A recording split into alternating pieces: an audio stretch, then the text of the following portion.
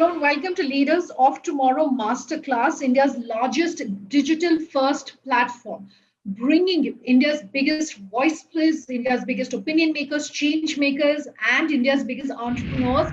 With that, let's dive right in and talk about today's topic and also introduce my panelists. First up, Ajay Chaudhary, founder HCL. He's also the chairman of FICCI Startup Committee. We have Sanjay Mehta, founder, partner, 100x.vc, Rati Shetty, co-founder and CPO bankbazaar.com, and Dhruvil Changvi, CEO, Logi Next.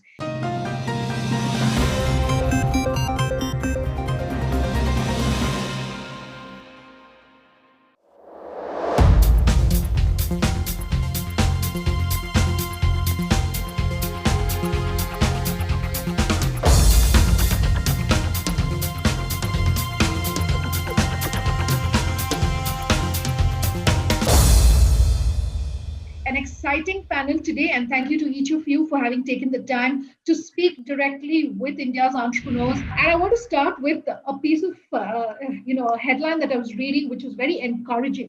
And that's as far as the number of funding deals that we've seen in 2020 on a one-year basis, 14% jump. The pandemic has been bad news, but at least funding seems to have held out. So what slowdown are we talking about perhaps when it comes to funding? And that's where I want to start, open to all four of you on this masterclass. But first, to you, Mr. Chaudhary. You will see that same kind of growth this year also. And I don't see any issues about funding at all. It's a question of the idea, the right team. And if you approach the right people, you should have funding available.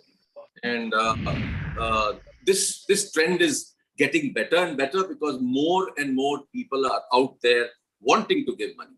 It all depends on what your proposition is and how do you put it across, and your pitch and the kind of teams that you have. Sanjay, are you going to be open to business ideas today as well? And what are some of the things you're perhaps looking forward to? Absolutely, Sunanda. It would be a pleasure to have ideas. In fact, at 100x.vc, we write the first check. We are a SEBI registered. We write a first check into companies. So at early stage, pre-revenue companies, we fund across, and in any ideas, happy to review across today. And while we are looking across into any of the ideas, there are 5 things which matter to us very closely. One is the founder's right to win. What's a founder's domain expertise? Why would this founders be that, the top team which would raise multiple rounds of funding and build a scalable business. The second, which we look into, is market size opportunity, how large the market opportunity is to fund. It has to be a rapidly growing market. Third is the business model. How do they make money? Is there an opportunity to make money? End of the day, every product or IP or business has to make money.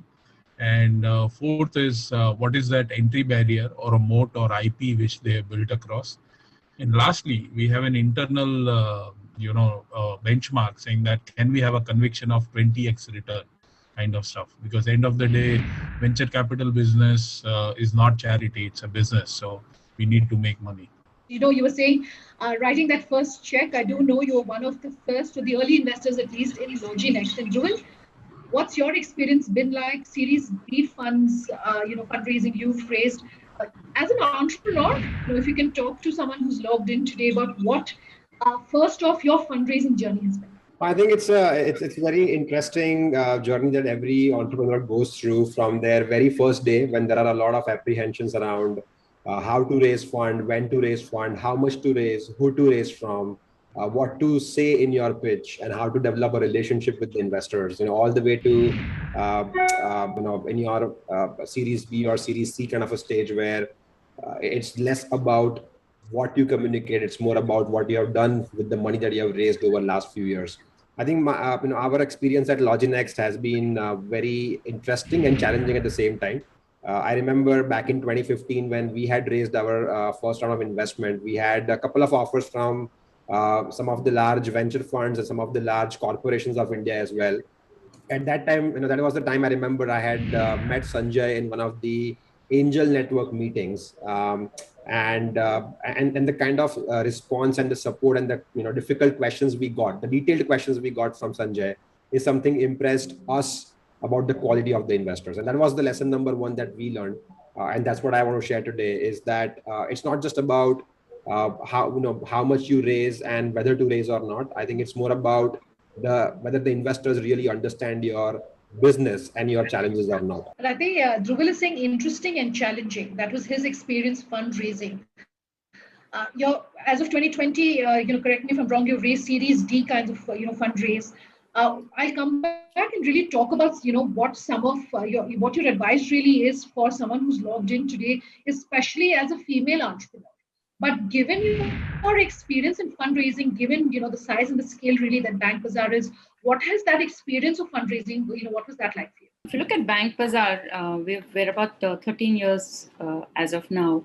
And in total, we've raised about $116 million from companies like Experian, from Walton, from Sequoia, Amazon. So we were one of the, for Amazon, we were probably one of the first investments outside the US. So I think, obviously it's, we've learned a lot along the way as well. Our initial funding was from angel investors, people who were known to us from our networks. So that's one which worked out for us. I think we got lucky with the right kind of investors there. I think one thing that just stood very clearly for us is just to stay focused on making revenues, making profits. If you have an idea, but you're struggling to raise funds, what should you be doing? Is there enough money coming into, ideas? Are entrepreneurs able to go and raise money based on just, say, for instance, a presentation, like what's happening, for instance, say in the US? Is enough of that perhaps happening in India? Open to the four of you. Mr. Chaudhary, if, I can see you nodding. Do you want to take that on first? The first obvious place that you go to is go to a local incubator, or to your college incubator, or your city incubator, and that's where you could get started, because that's where you can do a nice proof of concept, and they will give you the initial money to get going. And of course, you must bootstrap yourself. You must put some own money, because everybody looks at seeing you put actually your own money. If you don't put it there, then people are not very confident about you. The second area, which is a very big area in the country and is becoming bigger and bigger, is angel investing. And that is where you can take your idea, and those ideas can be converted to a real business. I'm part of the Indian Angel Network, which is the largest network in the country. And we have close to 600 members. So there are 600 members who will actually be available to you to get connects in the market. And there will be certain members who will actually mentor you. So not only will you give money, but you will also get very good mentoring and great connects. So that's what angel groups offer in the country. And if you want to look at some alternate ways of getting money, then there are some government schemes also by which you can get money. And you can also participate in some contests. Sure. Can I add here? Yeah, go ahead, Sanjay. So Sunanda, one more biggest, source of funding is now corporate venture capital. So corporates have opened up the purses. They believe the next new innovation will happen through startups, and they look at startups very closely. So corporates have started investing in startups. So lots of corporate accelerators have opened across. They work very closely with startups and even fund those startups at a later stage. So corporate venture capital is one more source which founders can look upon.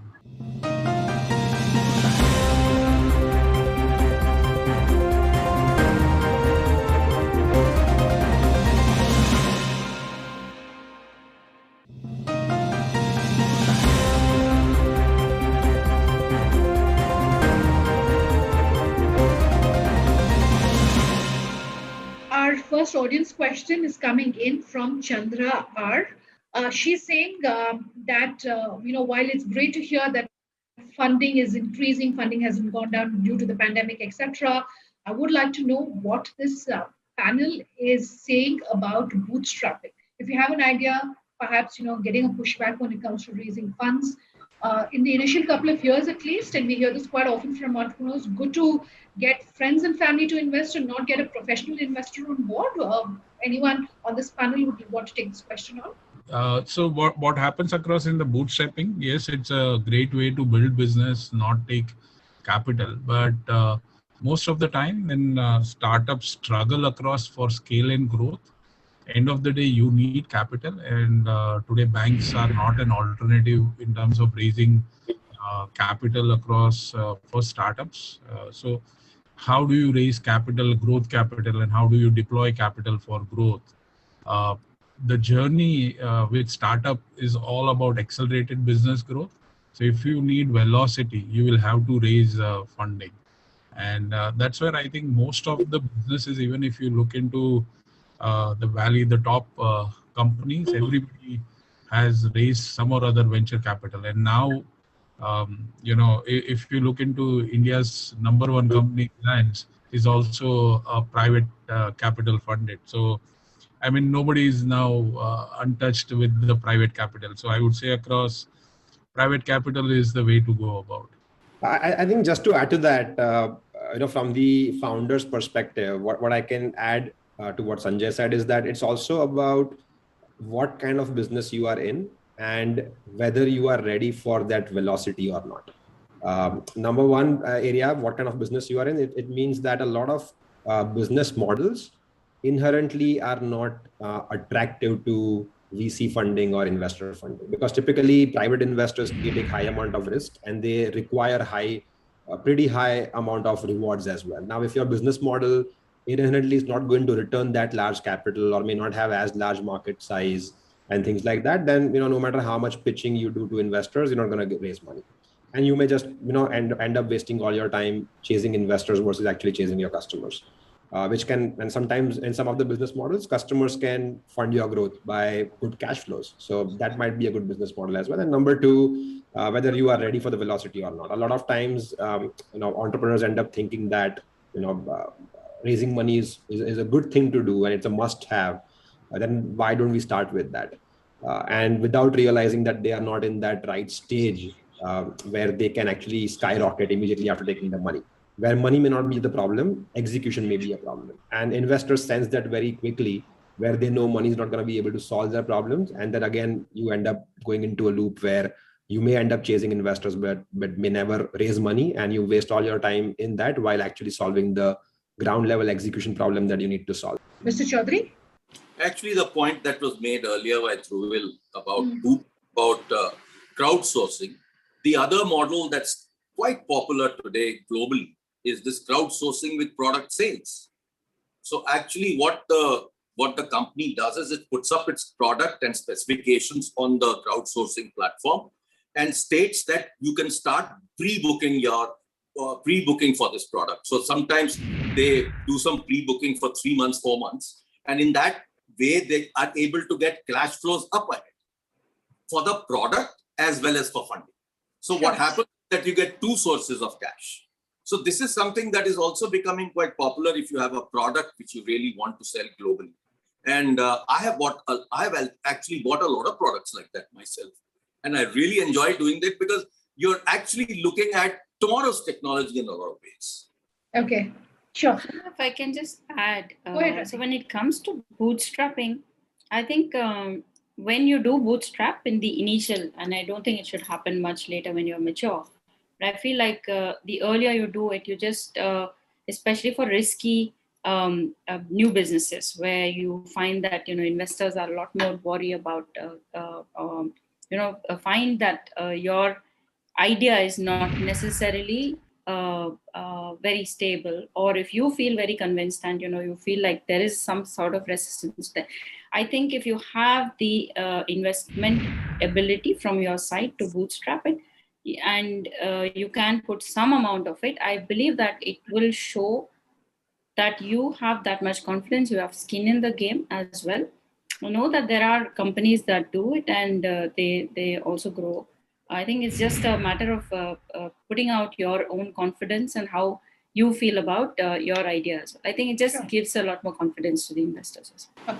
I just very quickly want to take in a second question coming to us from Varun Krishna. He says he's co-founder at Goa Ventures. Varun says, what are some of the key emerging sectors in India which this panel is most excited about? Mr. Chaudhary, maybe to you first, and then I'll come to the others. Actually, I'm getting quite excited about some of the new sectors that are emerging today. I think mobility is going to be a huge, huge sector. And mobility around with all kinds of battery technologies, because there's huge dependence currently on lithium ion type of technology. And I think that is where a lot of research will happen. And if people can actually develop new products, mobility and battery technology will be very interesting. The other area that is emerging is the fabless semiconductor area, where what's happening is that now a lot of people from India have been actually designing semiconductors for the world. Now what's happening is a lot of Indian companies are emerging, smaller Indian companies that are emerging are actually designing for India and the world. And the government is soon coming out with a fantastic fabless policy, like the PLI policy that they have come up for manufacturing. So I think fabless will be a very interesting area along with manufacturing, because in manufacturing, there's a huge amount of incentives that are coming around, and there will be a lot of requirement for smaller companies to supply to these larger companies. And therefore, there will be interesting opportunities there.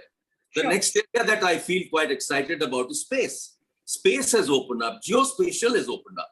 Drones have opened up. So there are some very new areas that the government has totally opened up, and policies are there for clearly going forward in these areas. Okay, Sanjay? So I believe, today the sectors like agri-tech is very, very in trend. A lot of VC deals are happening across, and the momentum is there with the agri-tech stuff. On the edtech side, I think it has been, now it's quite hot, and I would like to avoid edtech as much. There are few specialized edtech companies which we are evaluating, but overall there's too much investment, it has become frothy, the sector. We believe future of work is something where we would like to focus upon. A lot of the opportunity are arising around that in terms of future of work. The subscription and the home economy is something which we are very gung-ho at 100x. Remote technologies, anything where you have online events, fitness, entertainment, wellness is something which we are looking upon. Safety, cleaning, sanitization, digital first FMCG brands. So these are the places where we are looking at. Blockchain is becoming really, really valuable in that sense. So enterprise technologies is something which we are looking. I think the weak demand we are still seeing across is in travel, tourism, hospitality, the sports or restaurants or that side of the stuff, the apparel, luxury goods kind of stuff, jewelry, real estate. So those are places where there is still a weak demand. Okay. Our next question coming to us from Leena Goel. She says, you started today's masterclass by saying, where's the pandemic? A 14% increase, but that's true only of urban India. What happens to those outside of the metros? I think the question is fair. And I've heard this from a few other entrepreneurs in my network, or people who follow me have also reached out to me asking similar questions. I think what I've observed, and I could be wrong, this is my opinion, is that this is more of a perception than reality. I strongly, especially by knowing all the top tier and mid tier investors now professionally, and some of them personally as well over the last 5 years, I've seen that there is honestly not a bias towards investing only into tier 1 city founders versus tier 2 city founders. There are definitely great companies emerging out of tier 2 cities as well, like Indore, Ahmedabad, Jaipur. There are founders, like strong companies there as well. The only challenge is that investors are based out of tier 1 cities, most of the large funds and successful investors, because that's where this whole trend started from. So meeting them more often kind of just becomes helpful. Of course, during last 12 months, even that barrier has completely gone away. And number two, a lot of times there is a slight stigma around tier 2 cities where there is not enough talent available to scale. So that is one negative perception that sometimes gets driven. But at the early stage, that's not really a game changer or a showstopper, because the expectation is that as you scale and if you have sufficient demand and capital available, you can always move and have teams in tier 1 cities as well, where you could attract larger talent. But I think, yes, on day one or on the first round of investment, honestly, especially in this remote world where travel is not happening anyways, as much, this is more of a perception versus reality. I think even tier 2 cities are equal contenders towards founding and scaling great companies and seeking investor funds.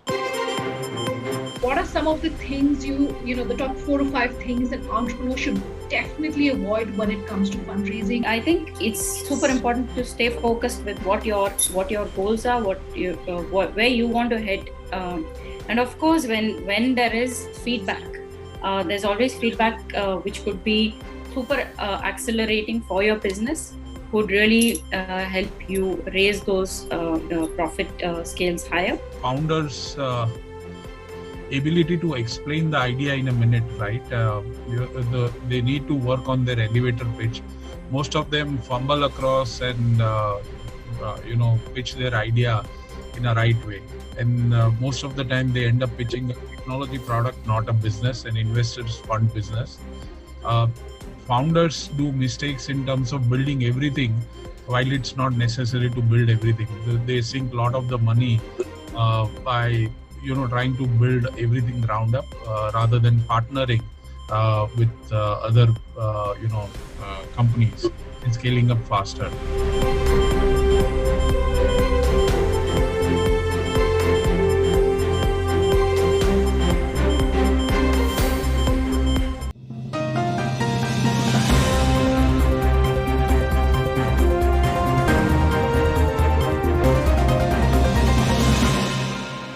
Welcome to Leaders of Tomorrow Masterclass, India's largest digital-first platform, bringing India's biggest voice players, India's biggest opinion makers, change makers, and India's biggest entrepreneurs. With that, let's dive right in and talk about today's topic and also introduce my panelists. First up, Ajay Chaudhary, founder of HCL. He's also the chairman of FICCI Startup Committee. We have Sanjay Mehta, founder and partner 100x.vc, Kati Shetty, co-founder and CPO of BankBazaar.com, and Dhruval Chandi, CEO Launching Next. If you have an idea but you're struggling to raise funds, what should you be doing? The first obvious place that you go to is go to your local incubator or to your college incubator or your city incubator, and that's where you could get started. One more biggest source of funding is now corporate venture capital. A lot of investor excitement rides on the confidence that founders have and how much of an wanted entity or demanded entity the company is. I think it's very important that you have a vision that you're able to sell.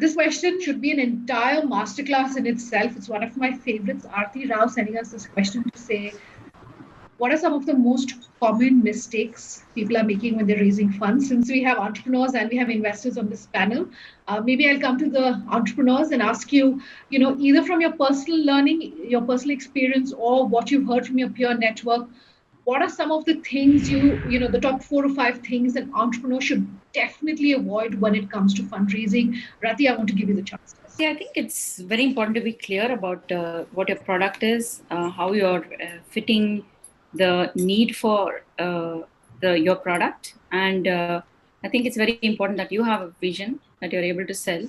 I think when you're clear about all this, right, I think, you may make a couple of mistakes.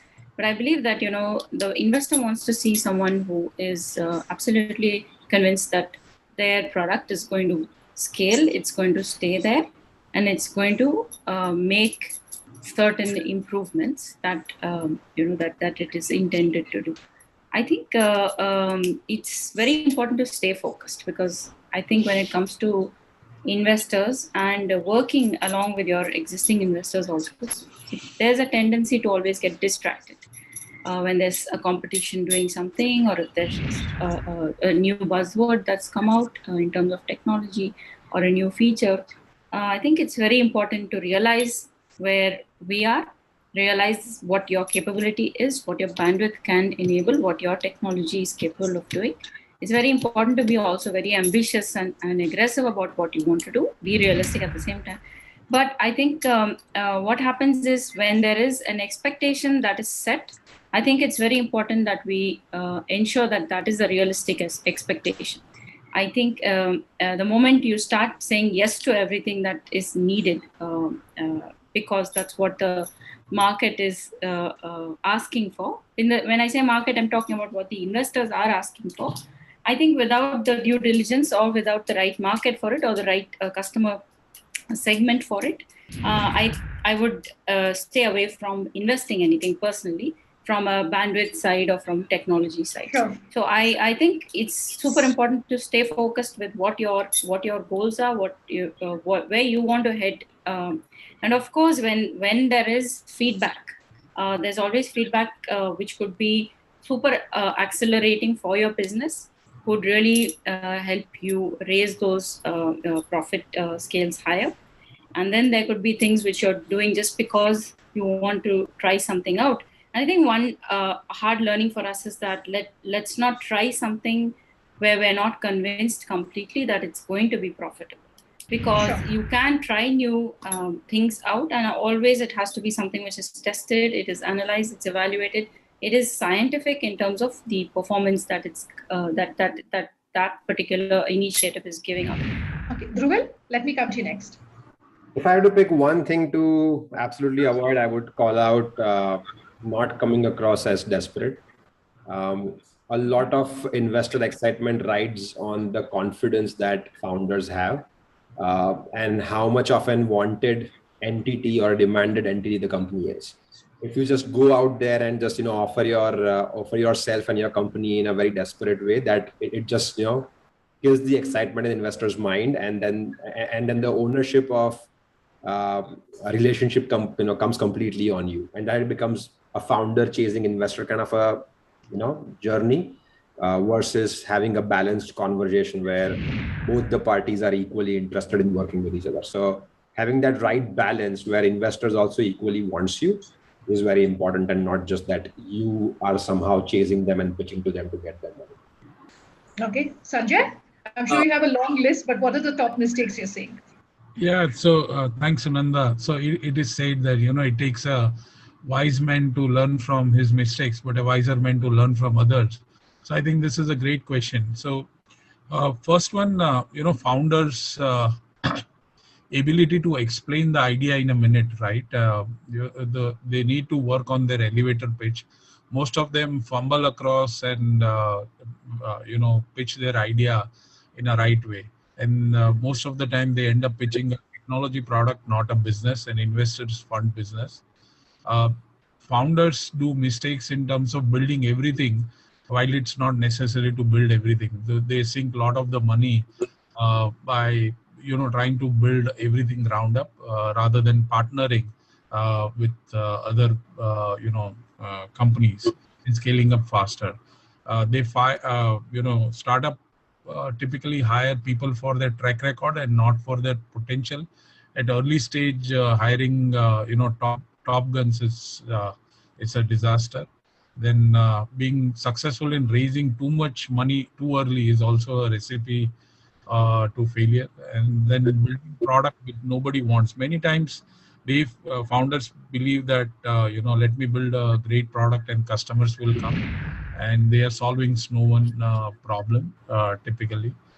Then many of the founders who are great techies but have no understanding of finance, frugality, or budgets kind of stuff. Sure. very early, if a founder gets a very large contract or a big customers very early, they get choked by serving that one customer. So, virtually they become like a shop for that one customer at early stage. Founders, which believe themselves like supermen, they become bottlenecks for growth.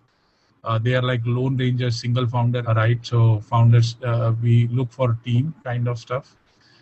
Finally, raising money from wrong investor with no reputation. There are examples of toxic investor killing a good idea. So just try to raise across the right money from right investors. Ketan Mehta, the founder of One Up Capital Ideas, is asking, how does an entrepreneur decide on the type of funding versus equity sharing or ownership? Would you like to take both questions off? Well, actually, let me close out the last discussion. I think very simple points that I'd like to mention. I see a lot of technology people come with technology egos. And that's really where you get killed, because you don't get funding. They always think what I'm doing is right, and they don't listen to what others are saying in a meeting. So I think listening is also very important. Taking inputs from investors is also very important, because I think investors know a lot. The second point that happens is that they tend to make commitments which they cannot. Capital markets is really far away. That's not something that is there for startups at this stage. It's there for much larger startups. So I think right in the beginning, the options that are open to you are getting funds from the bank, in which case you don't need to actually give away equity, but that's very, very tough. Most of the banks will ask you questions which you'll never be able to answer. And we have tried this many, many times. So I think this is not a workable model most times. NBFCs have been going forward a little more than normal banks. So that is where you may want to try something. But the real challenge comes is, what is the asset that you have against which they give you a loan? What I can add to that is a lot of founders also are very much in, I would say, for the lack of better word, very much in love with their equity. I think that should also be one of the mistakes to avoid. Ultimately, you want to be, it's a very famous quote that you want to, really own 10% of $1 billion versus owning 100% of $1 million, right? So that's one big difference that people should keep in mind. And if you look at a lot of public companies or startups which went public recently, especially in the last 2 to 3 years in US or in India, you would see founders owning from 5% to 50%. And all of those companies ultimately are successful. All their founders are very wealthy. So there's no single way of kind of retaining all the equity and getting there. So not being overly in love and protective about equity dilution is also a good thing. Okay. I think there's a mistake people make at that stage. They're too enamored by valuations. I don't think when you're starting up, you should worry too much about valuation. Somebody says, I am valuing your company at 10, and he says, no, my value is 20. I think you're really making a stupid mistake by trying to push for 20. Just get going, get your money and get your business going. That's more important than worrying about valuations. In fact, you will get the right valuations when you grow.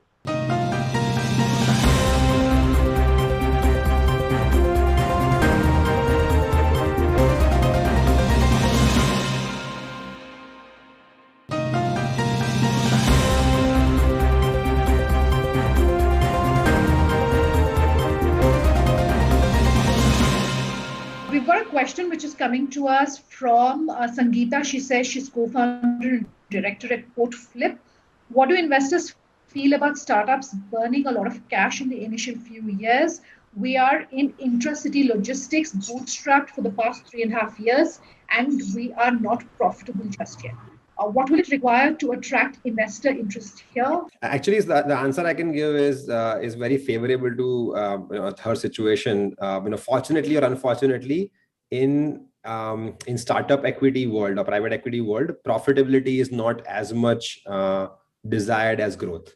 So that means if you're growing, if your top line is growing, as long as you're not burning too much cash, let's say if you are 10%, 20%, even 25, 30% negative in EBITDA or loss making, that is still acceptable as long as you are growing at a pretty good rate. And in the early stage, growing at least 150% year on year, 200% year on year is desired. So if your growth numbers over the last 3 years since you started is as looking similar to that, there's absolutely a lot of investor base out there to really get an opportunity or seek an opportunity to invest in your company.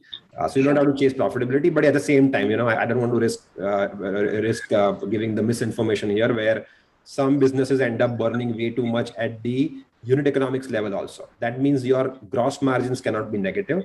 At every unit of sale, or if you're in intercity logistics business, if for every load that you are transacting on your platform or on your business, that should not bring losses, because that means the more business you do, the more losses you will attract. And that is absolutely not desired. And, there is a standard formula which is called Rule of 40. I've written a blog on LinkedIn.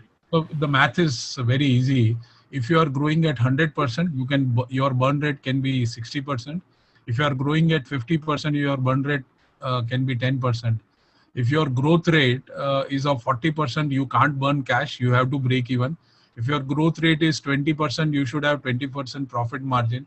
And if you are not growing at all, like growth rate is flat, you should have at least 40% growth. So rule of 40 typically, defines the valuations for tech startups, especially SaaS startups. What I'd like to point out is also seen companies who have been funded by VCs, and the VC said, keep growing, keep spending. But they lost complete control on the spending. And then they get killed. So I think that is really where the entrepreneur needs to take care that he's not going overboard on this whole issue of growth. You need to manage that also very, very well. And don't get just carried away by growth, because then you're going to burn so much cash, then you will not have anything left for Series B. Nobody will fund you. Sure. There's a question that's coming in. I wonder if anyone on this panel, wants to sort of add anything to this question. Shravan has sent us this question from Busy Mechanics Private Limited. He says, how can investors help startups from Bihar and Jharkhand? Bihar is a place where you see a lot of startups. They're doing well, but we still don't have access to right investors. Anyone on today's masterclass wants to perhaps quickly respond to this? Well, actually, I'm part of the startup committee of the government of Bihar. And we actually evaluate a lot of pitches every 2-3 months. And there's a lot of investment that the Bihar government itself is doing into startups. You are actually able to get anywhere between 5 to 15 lakhs if you go and register with any of the incubators of the Bihar government. So it's, these kind of things are happening in states also. A lot of states are taking huge amount of interest in getting startups going. As a matter of fact, I conducted a workshop in Patna for 20 odd incubator managers, telling them how to get funding, how to help startups, etc. So, these kind of things are happening. And as I said, Indian Angel Network is now doing roadshows all over the country to get people to come and tell us about what their needs are. I have a question of my own for Rati, and this is about funding raised by female founders. I just want to read out a headline for you, Rati. Funding raised by Indian startups with at least one woman founder accounted for just 5.7% of $1.6 billion. This is across 378 deals of total startup investments in India for the period of Jan 2018 to Jan 2020. From your personal experience, has that been difficult? What would you like to tell any female entrepreneurs who logged in today about perhaps, why it's more difficult for them, what they should do? What's your advice? I believe that, if you have a great idea, I think regardless of what the gender is, I believe that if you have the drive, you have the initiative, you have a product which is solving a useful problem, right? I think gender should not come in. I also know that the government itself has started giving out a lot of support for female entrepreneurs. Yeah. Plus, there are banks that are also specifically allocating loans for female entrepreneurs. What needs to be done is various women education institutions need to encourage entrepreneurship. So I was actually talking to a whole bunch of people in Miranda House about 2 weeks ago, and it was a fair for people to come and hire people from there. And the point that I was making them is that why are you only looking at getting hired in large companies? Why don't you think of getting hired in startups and learning how to be a startup and then start a startup of your own? So, these kind of things, These kind of things are happening more and more today in women's colleges also. Let me come to you first, Sanjay. For 2021, have the rules of how someone is raising funds perhaps been rewritten as you're working the new normal? Or what would you like to tell someone who's looking today? I would say across, think while you are pitching to any of the startup, any of the investors, startups need to think across what is it in for investors, right? They need to start understanding investor mindset, the investor psyche. They will be, if you map the investor thought process, your chances of being able to raise money is very easy. If I have to give an example, basically whenever founder is talking about an unmet idea or a market size, what VCs typically in their mind is there money to be made? Whenever they discuss and talk about the team, the execution, VCs would think across, or investors would think across, are these people who can make me money? And then when they talk about the terms of investment, the valuations, how much money I can make. So, if you are able to address this kind of, mindset, it's easy to then raise money. But obvious, I would say that right now India is the best place to raise money. There's lots of momentum and huge amount of capital which is available, and the investors are looking across for ideas, and they are chasing ideas like never before. So I think it's the best time for Indian entrepreneurs to raise capital. Mr. Chaudhary? Well, actually, I want to take people back to when we started. Okay. And when we started, there was nothing like angels and VCs, and we needed to do everything ourselves. So that is history. Today, there is so much opportunity for people to get funding that it's not really an issue. I think what needs to be done is that people should spend a lot of time and effort in creating their business plan. That most times I reject a lot of investments because their business plan is really, really poor. What I'd like to mention to people is that spend time, create your plan, have a good team, work on making sure that you answer every question. You anticipate the questions, and questions are very clear. Sanjay said right in the beginning, have a moat, give a good view of the market size, competition, team, etc., etc. So that is quite well known. It's nothing so rocket science about it. But the one thing that all investors look for is exit at the end of the day. If you can't provide a strategy towards exit, they don't really look at your idea. Rati, I want to come to you with the same question. I would echo a lot of things people said here. I think personally, I believe that if you have a great product or a great idea, like Mr. Ajay said, is not enough. You need to be able to have a plan to execute, and you need to have a plan to scale that up as well. I think it's very important that you build the right team as well.